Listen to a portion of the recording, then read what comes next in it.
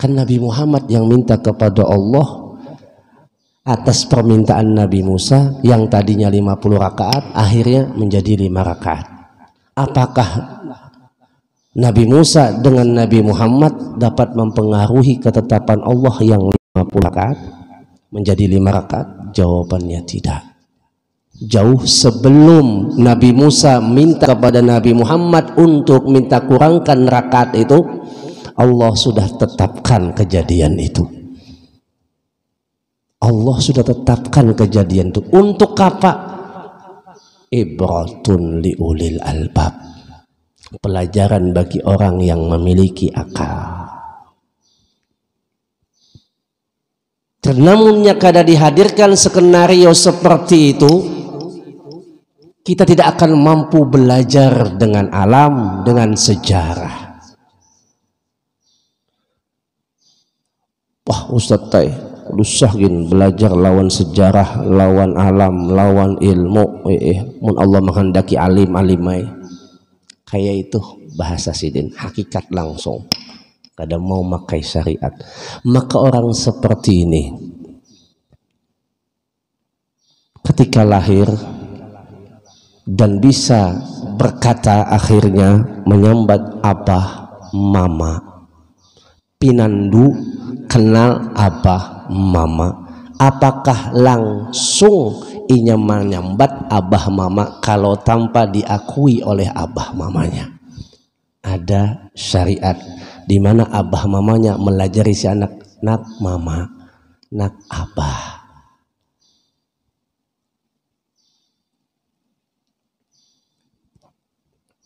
Minta maaf, minta halal, minta ridho. Ulun sedikit menyimpang. Tapi ini ada hubungannya dengan kajian subuh ini. Sedikit menyimpang. Jadi ada waktu perjalanan umroh. Itu waktu pemantapan manasik umroh di Madinah. Asik menyampaikan pemantapan manasik umroh. Membahas masalah tentang bagaimana solusi orang yang tawaf untuk menghindari daripada batal wudunya. Karena menurut kita madhab Syafi'i, orang yang tersentuh kulit yang bukan mahram ataupun yang muhallilnya yaitu istrinya itu membatalkan wudunya, dan apabila batal wudunya maka tawafnya tidak sah. Lalu solusinya kita ambil ujar ulun pendapat Al-Imamun Nawawi satu. Yang kedua pendapat Al-Imam At-Tabari. Pendapat Imam Nawawi, apabila sudah tidak bisa dihindari yang namanya untuk tidak tersentuh kulit dari pasangan kita ataupun yang bukan mahram, maka hukumnya darurat dan tidak membatalkan wudu. Menurut pendapat Imam At-Tabari, lamas dunal malmus, selagi dia tidak menyentuh maka tidak batal, kalaupun banyak yang nyentuh. Babinian India manjapai awak pian, pian kada batal karena bukan pian yang nyentuh. Ini pendapat kedua daripada Imam At-Tabari. Selesai manasik ada jamaah yang langsung mengatakan begini, Ustadz, saya tidak percaya madhab. Kenapa pian harus menguraikan masalah madhab Syafi'i, Hanafi, Hambali? Siapa mereka? Apakah mereka lebih hebat daripada Rasulullah? Nah, ini yang namanya konslet tadi Bapak Ibu. Ya, ulun sampaikan dengan cara logika, karena orang seperti ini kalau kita hadirkan pun dalil, dia akan mengatakan mana hebatnya Rasulullah ketimbang ulama. Nah, itu pasti jawabannya. Nyata hebat Rasulullah, siapa madakan hebat Imam Syafi'i? Iya, nyata hebat Rasulullah, ya kah? Maka ulun hadirkan bahasa logika, ujar ulun, maaf minta halal minta ridho, pian tahu ilmu tajwid dari siapa? Apakah ada di zaman Rasulullah ilmu tajwid? Izhar, ikhfa, iqlab, idgham. Apakah ada metode tajwid di zaman Rasul? Dari siapa pian tahu ilmu tajwid? Dari Rasul.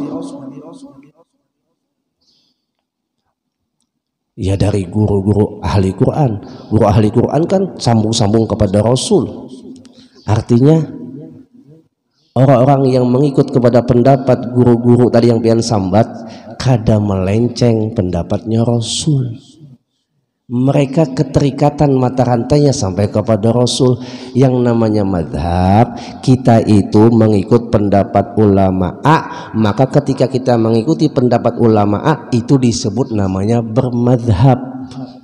Kayak pian tuh mengikut pendapat, maaf, Kiai Haji Ahmad Dahlan, berarti pian saat menetapkan keyakinan pian dengan pendapat Kiai Haji Ahmad Dahlan, pian sedang bermadhab dengan Kiai Haji Ahmad Dahlan. Di mana kita bisa lepas dari madhab?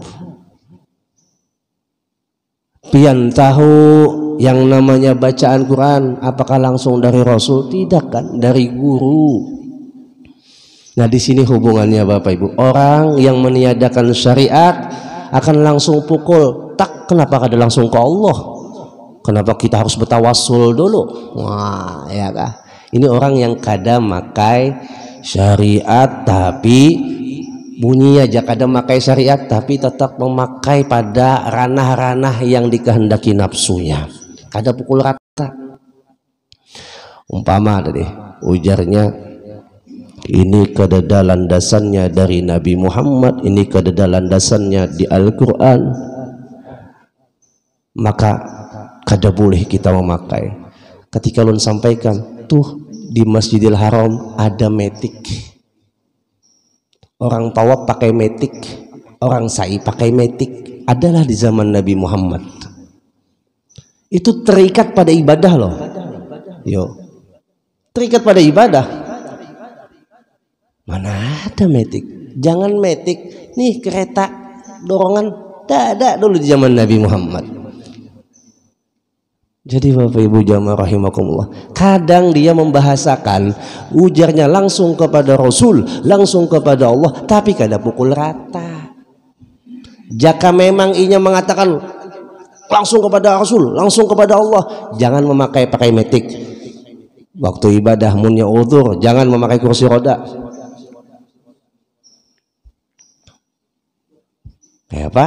Kada kawa Ustaz teh. Itu bukan ranah ibadah. Kata siapa bukan ranah ibadah? Mun tawaf itu ibadah. Prakteknya pakai metik. Berarti terikat pada ibadah. Pian pakai sajadah tuh. Adalah di zaman Rasul pakai sajadah. Jamaah. Nah, jadi syariat jangan dilapas. Walaupun kita belajar ilmu hakikat, ingatkan satu hal, jangan wani-wani melapas baju atau melapas syariat. I'malu ba'amal. Bistu ketika beramal, masukkan ilmu hakikat yang kita pelajari pada pagi hari ini atau yang sebelum-sebelumnya. Insya Allah Bapak Ibu jamaah rahimakumullah, sebagaimana mereka-mereka yang kita panuti, yang kita ikuti, yang tersambung sanad keilmuannya hingga kepada Rasul, kita pun akan selamat sesuai dengan jalan mereka. Mudah-mudahan amin. Allahumma